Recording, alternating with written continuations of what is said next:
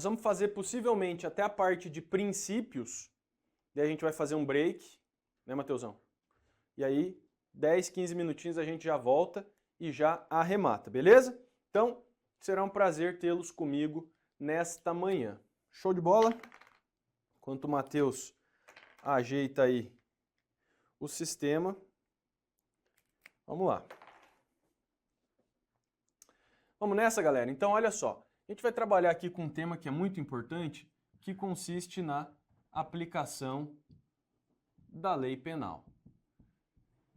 E aí, qual é o detalhe? Quando se fala em aplicação da lei penal, você precisa ter em mente que nós vamos trabalhar basicamente com os artigos 1º ao 12 do Código Penal. A gente vai trabalhar com as principais disposições aqui, tá? Então a gente vai começar desde o princípio da legalidade, a gente avança, passa até o último momento aqui, que trata do princípio da especialidade. Show de bola? E para a gente começar, nada melhor do que falarmos sobre o artigo 1º do Código Penal. Esse artigo 1º é show de bola, porque o que ele nos traz? Ele nos traz o chamado princípio da legalidade penal. Nós já trabalhamos com essa parte principiológica e você já sabe que o princípio da legalidade, além de estar previsto no artigo 1º do Código Penal, ele também está previsto no artigo 5º, inciso 39 da Constituição Federal. Lucas, e o que estabelece esse princípio? Ora, estabelece uma premissa bastante simples, de que não há crime ou pena sem lei anterior que o defina.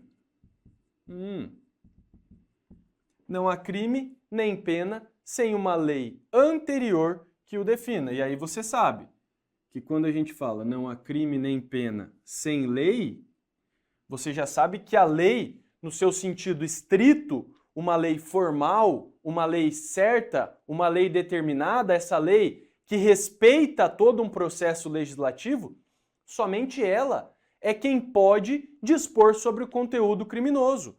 Tudo bem? Além disso, essa lei, ela deve ser anterior ao fato. Então, a lei, ela deve ser anterior ao fato criminoso. Aqui nós temos o princípio da anterioridade. Então, você já sabe que quando a gente fala em princípio da legalidade, você tem uma junção de dois princípios. Você tem o que se chama de princípio da reserva legal e você tem aqui também o que se chama de princípio da anterioridade.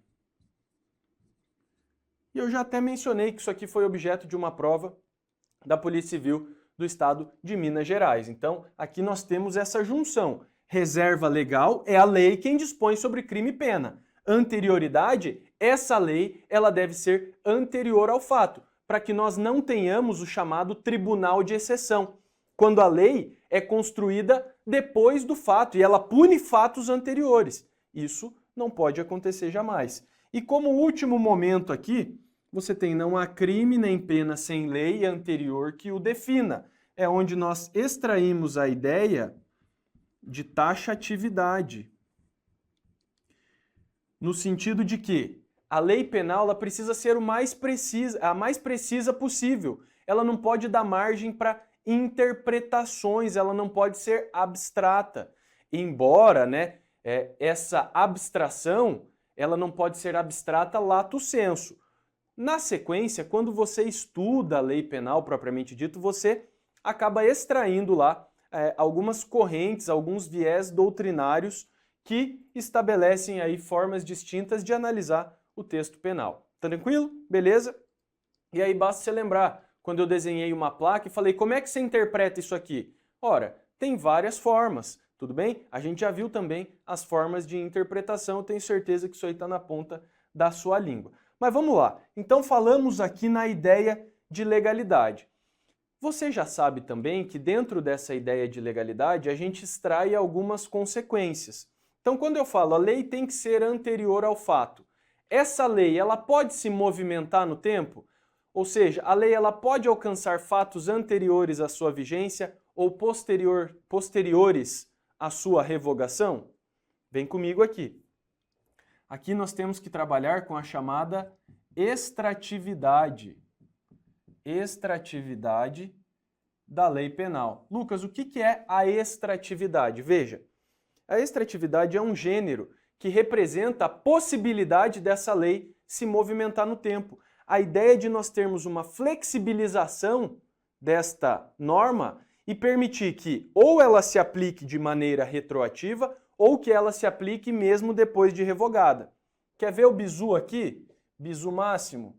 Você vai lembrar do artigo 5º, inciso 40 da Constituição Federal. Até quem está vendo o direito penal pela primeira ou segunda vez já manja isso aqui, ó. Eu te pergunto, a lei pode se movimentar no tempo? Você vai me responder, depende. Ué, Lucas, depende do quê? Depende da consequência na situação. Porque o artigo 5º, inciso 40 fala, a lei penal não retroagirá. Então se fala, a lei não pode se movimentar no tempo.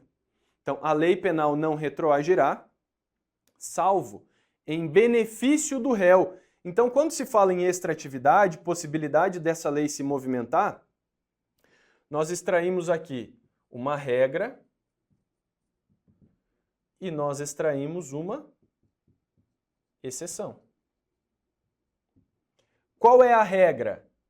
A regra é a seguinte: a lei penal não retroage. Já nós vamos para o exemplo e você vai entender isso tudo. E qual é a exceção? A lei penal retroage para beneficiar quem? O réu.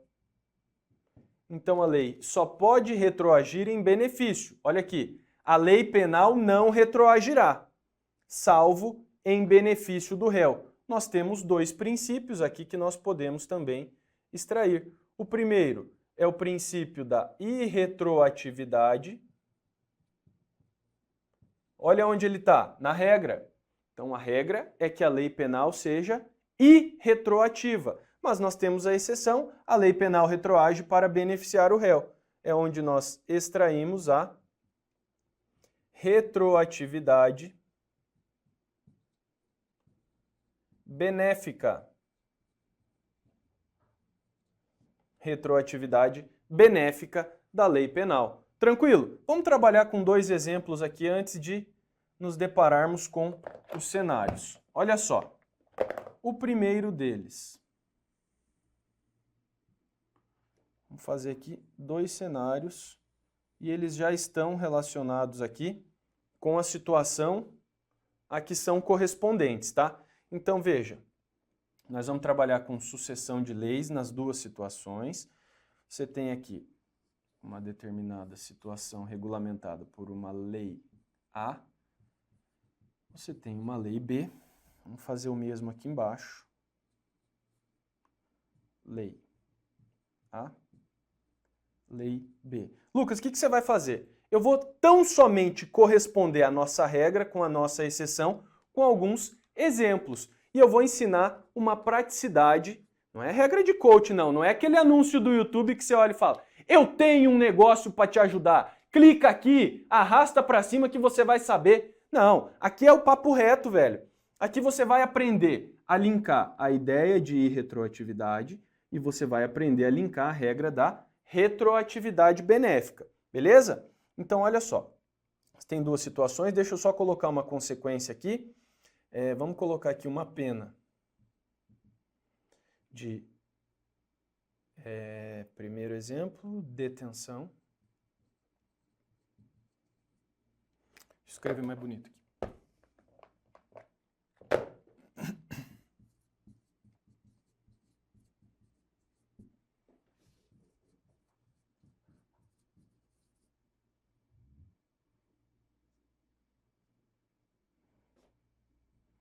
Nós vamos trabalhar com um exemplo de cada vez, tá? Vem comigo aqui, ó. No nosso primeiro exemplo, então a gente vai trabalhar com a ideia de irretroatividade. Presta atenção. Quando eu colocar duas situações com dois colchetes, o segundo, naturalmente, corresponde a um segundo momento de vigência de uma norma. Então, num primeiro plano, você irá desconsiderar a sua existência, tá? Vamos trabalhar só com esse primeiro, com a lei A. E o que vai acontecer aqui? Um indivíduo, ele pratica um fato sob a vigência dessa lei A. Vigência da lei A, porque você nem sabe se a lei B vai existir. Então, tá na lei A, vigência da lei A. Pá, lei vigendo, um camarada vai lá e pratica um fato. O que acontece? Lembra, aqui você tem que lembrar da regrinha do laço. É a regrinha do Beto Carreiro. Se você é mais jovem, lamento, mas você não vai conhecer quem é o Beto Carreiro. Ó, a lei que está em vigência na data do fato, ela joga o laço sobre aquele fato. Então, ó, lei A está em vigência? Sim, senhor. O que essa lei faz? Ela laça aquele fato. A lei abraça o fato e fala, tamo junto e vamos até o fim. Então, a lei que está em vigência na data do fato é quem vai regular aquela situação. Aqui é o que nós temos, ou onde nós temos, o chamado tempus regit actum. Ou seja, a lei da data do fato é que regulamenta a situação. Tudo bem.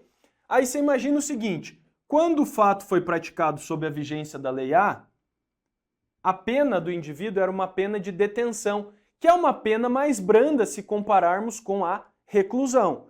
Lembre-se só disso. Mais à frente nós vamos trabalhar com a teoria da pena, aí você vai conseguir distinguir cada uma das situações. Agora o que eu quero que você lembre. Detenção é melhor do que reclusão, ela é mais branda. Indivíduo praticou o fato sob a vigência da lei A. A lei laçou o fato, então esse indivíduo fica sujeito a uma pena de detenção. Beleza? Só que imagina que o processo dele está tramitando, e nesse marco aqui que eu represento por essa linha circulada em vermelho, nós temos a vigência de uma nova lei, que é a lei B. E essa lei B, ela traz uma pena de reclusão para esse mesmo fato. Beleza? Se você analisar num cenário de qual lei é melhor para o indivíduo, pega a lei B e pega a lei A. Qual que é melhor? Bom, se eu falei que a detenção é melhor, a lei A ela é mais benéfica. Logo, a lei B é prejudicial ao indivíduo. O que a gente vai fazer aqui, ó? Aplicar a nossa regra. A lei penal, e aqui você pode interpretar como a nova lei penal, não retroage. Por quê? Porque nesse contexto aqui, a nova lei prejudica o indivíduo. Ah, Lucas, então quer dizer que a nova lei nunca poderá ser aplicada? Calma que eu também não falei isso. A nova lei, quando ela é prejudicial, ela vai ter a sua aplicação após o início da sua vigência. Ela não alcança os fatos anteriores. Suave? De boa? Então, se a nova lei é prejudicial, é da sua vigência, vou colocar até mais acima para não atrapalhar, é do início da sua vigência para frente, que ela vai produzir os seus efeitos. Ah, e quem praticou o fato sob a vigência da lei anterior? Se a lei anterior era benéfica, essa nova lei ela vai ser aplicada mesmo depois de ter sido revogada. Sabe qual é o nome desse fenômeno? É o que se chama de ultratividade. Que nada mais é do que você estabelecer a lei penal nova não retroage, logo prevalece aquela lei que estava em vigência quando o fato foi praticado. Então, o fato tem que ser praticado sob a vigência de uma lei anterior. Tranquilo? Beleza?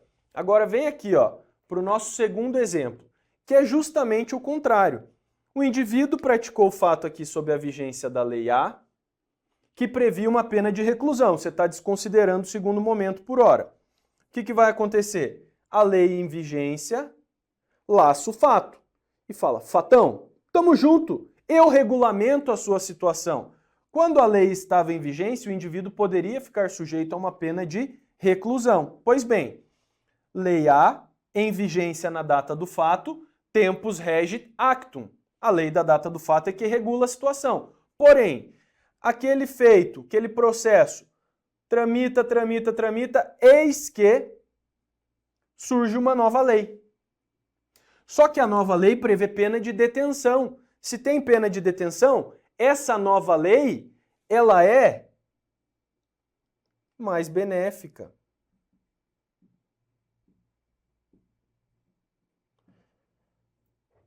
Se a nova lei é mais benéfica, vem para cá, eu aplico a regra ou aplico a exceção? Exceção. A lei penal não retroagirá, exceto em benefício do réu. E aí volta para cá e analisa o seguinte, tá, quando o fato foi praticado, tinha pena de reclusão. Mas durante o processamento desse feito, surgiu uma nova lei que é melhor para o agente. Qual lei você aplica? A nova. Então, essa nova lei, ela vai ter o condão de fazer o seguinte, ela vai se sobrepor àquela lei que estava em vigência na data do fato. Então, mesmo o fato tendo sido praticado antes, você vai aplicar a nova lei em sobreposição àquela que estava em vigência. Por quê? Porque a nova lei, ela pode retroagir para alcançar aquele fato, porque ela é benéfica. Então, aqui, ó, se você está vendo a lei aplicando-se para trás, a lei dando ré, essa lei, nós podemos falar que ela é, a lei B aqui, que ela é retroativa. Tranquilo? No primeiro cenário você tem a ultratividade e no segundo você tem a lei retroativa, ou para ficar igual, a retroatividade da lei penal. Beleza? Essas situações aqui são elementares para que nós possamos enfrentar agora 5 cenários distintos em que você vai aplicar essa ideia de ultratividade ou de retroatividade. Quer ver? Então, olha só. Eu vou colocar em 5 quadros diferentes aqui para que nós possamos trabalhar bem tranquilo. Olha só. O primeiro cenário, eu vou colocar aqui, ó. São 5 cenários. Você tem 2 bons, 2 ruins e um neutro. Então você tem aqui, num primeiro cenário, o que se chama de abolitio criminis. Vou colocar aqui. Novatio legis in melius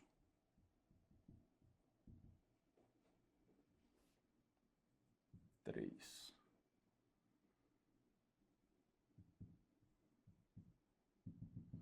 Novatio legis incriminadora.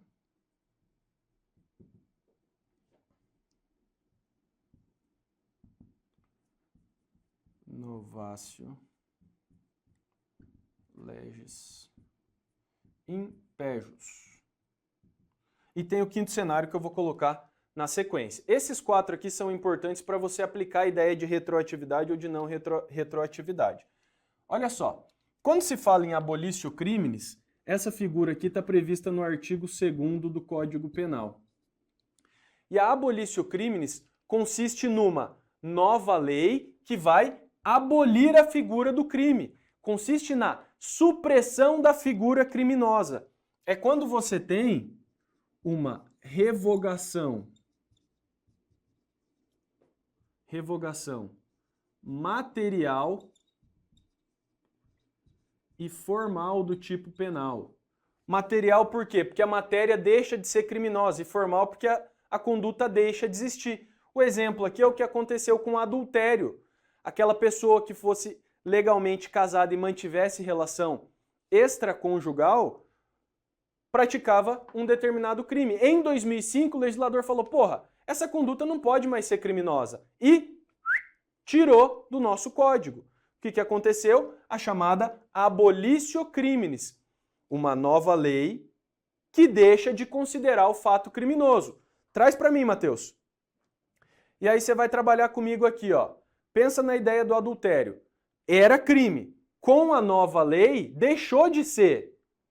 Você tem qual cenário para a nova lei? Um cenário que a nova lei é pior ou a nova lei é melhor? Era crime, deixou de ser. Lógico que é melhor. Então, nesse caso, quando se fala aqui em abolitio criminis, você tem que lembrar que você tem um novo cenário positivo. Então, se a sua nova lei ela é positiva, você só pode admitir aqui o que eu chamo de selo R. O que é o selo R? É o selo de retroatividade. Beleza? Então, se o camarada praticou o fato quando era crime, só que uma nova lei falou, ó, isso aqui não é mais crime. Legal. Essa nova lei retroage e alcança aqueles fatos anteriores. Ah, e se o camarada pratica essa conduta, ele é casado, tem relações extraconjugais depois da nova lei? Uai, se a nova lei já falou que não é crime, não vai ser crime, né? É muito simples. Então aqui você tem a supressão da figura criminosa. E agora eu quero que você tenha noção tão somente dessa conduta dentro de um espaço temporal. Por quê? Na sequência, em blocos posteriores, nós vamos trabalhar com o instituto propriamente dito. Tranquilo? Segundo instituto, novatio legis in melius. Aqui você tem uma disposição prevista no artigo 2º, parágrafo único do Código Penal. E qual que é a ideia aqui? Ora, é uma lei que ela não vai suprimir o crime. Ela não vai tirar o crime. Mas ela, de alguma forma ou outra, ela beneficia o agente. Então aqui, você também tem um cenário positivo. O fato segue sendo criminoso. Mas você tem um cenário benéfico para o indivíduo. É como o exemplo que nós demos anteriormente, em que se fala em uma alteração da pena, numa redução de pena, uma figura mais branda para a conduta originária. Então aqui você tem uma lei que será benéfica ao indivíduo, como por exemplo uma redução de pena. Então aqui você também terá o selo de retroatividade. Perceba que nessas duas situações aqui, abolitio criminis, novatio legis in melius, aqui você tem cenários positivos. Você tem cenários em que o indivíduo será beneficiado pela nova lei. Show? É onde você tem a chamada lex mitior, a nova lei benéfica, a lei que melhora a condição do agente. Tamo junto? E aí nós temos cenários negativos aqui. Perceba o seguinte, uma novatio legis incriminadora, nova lei incriminando uma conduta. O fato não era criminoso, mas ele passa a ser considerado como criminoso. Qual que é a consequência? Essa lei, ela só pode ser aplicada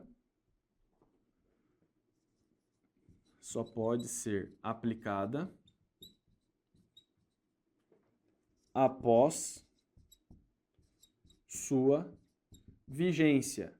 Aqui vale a nossa regra, que está aqui, ó, Matheus. A lei penal não retroage.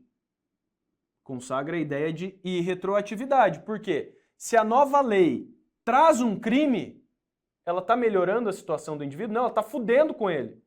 Então, essa nova lei, ela vai receber a chancela aqui, ó, NR. O que é o NR, Lucas? Não retroage, ou é irretroativa. Show? E a novatio legis impejus. Aqui também é uma nova lei que ela não vai criar um crime, mas ela prejudica a situação do agente. Por exemplo, aumentando a pena, trazendo uma sanção complementar. Tranquilo? Essa nova lei que prejudica a situação do indivíduo, ela também é NR. Por quê? Não retroagirá. Show de bola? Tranquilão? Então, é nóis, é muito nóis. Aí eu quero passar aqui duas situações a mais para vocês. Vou passar o quinto cenário que eu havia prometido e vou trabalhar com uma exceção prevista em súmula. Olha só, vem com o tio aqui. Qual é o nosso quinto cenário? O nosso quinto cenário é o que se chama de princípio da continuidade normativo típica. Princípio da continuidade normativo típica. Olha só, você vai trabalhando com os radicais aqui e vê como fica fácil. Princípio da continuidade continua na norma sendo típica. Princípio da continuidade normativo típica. Continua na norma sendo típica, continua na norma sendo criminoso. Veja, para você lembrar dessa situação, eu quero que você lembre desse termo aqui, ó. Deslocamento. Vou colocar até entre aspas. Por que deslocamento? Aqui, para esse princípio, você tem uma nova lei que ela não vai fazer o crime deixar de existir. Ela não vai revogar materialmente a conduta, mas ela vai deslocá-lo para outro tipo penal. Ela vai migrar a conduta criminosa de uma disposição para outra. Show? Então, olha só. O exemplo que eu vou te dar aqui, ó. Dois exemplos, tá? Exemplo 1. Até 2014, no artigo 334 do CP, você tinha as figuras aqui de contrabando e descaminho.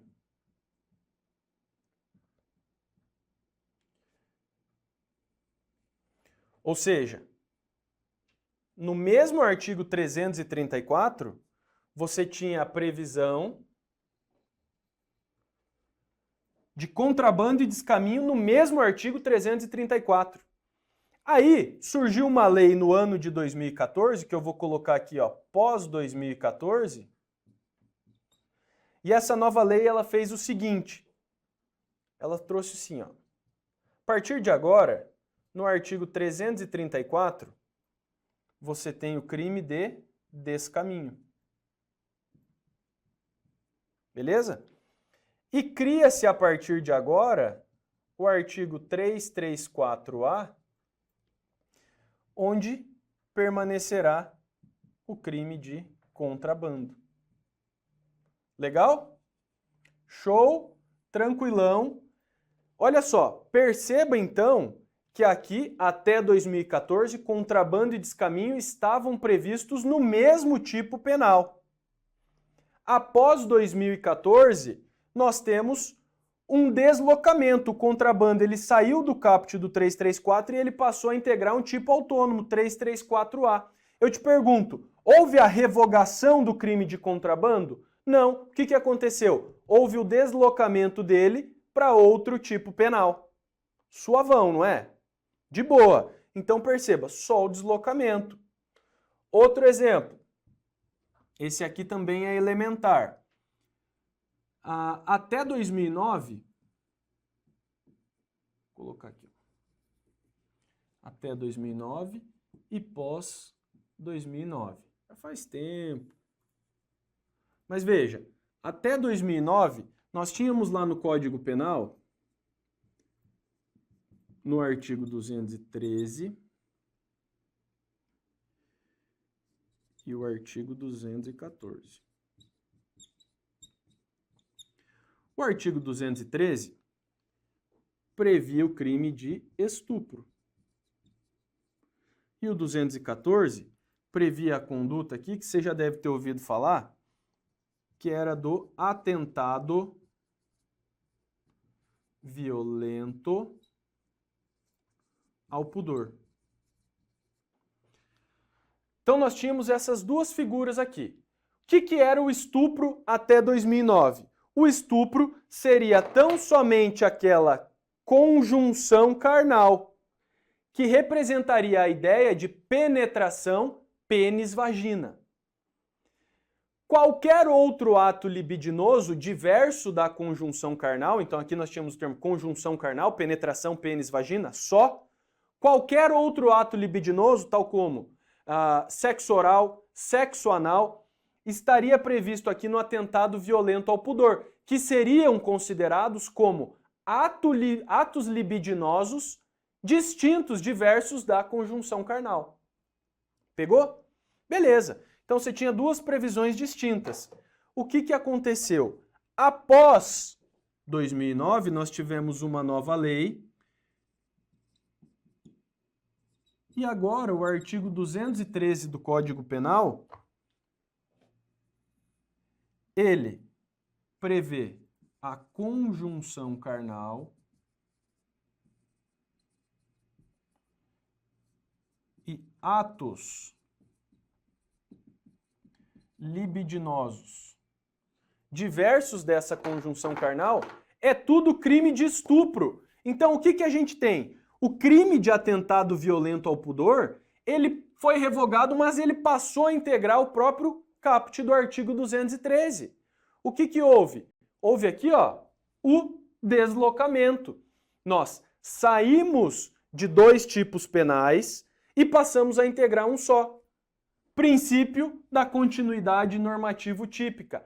Continua sendo crime, continua previsto na norma. Beleza? Só que aqui no nosso primeiro exemplo você sai de um tipo penal e você desmembra e forma dois, mas a conduta continua prevista no crime.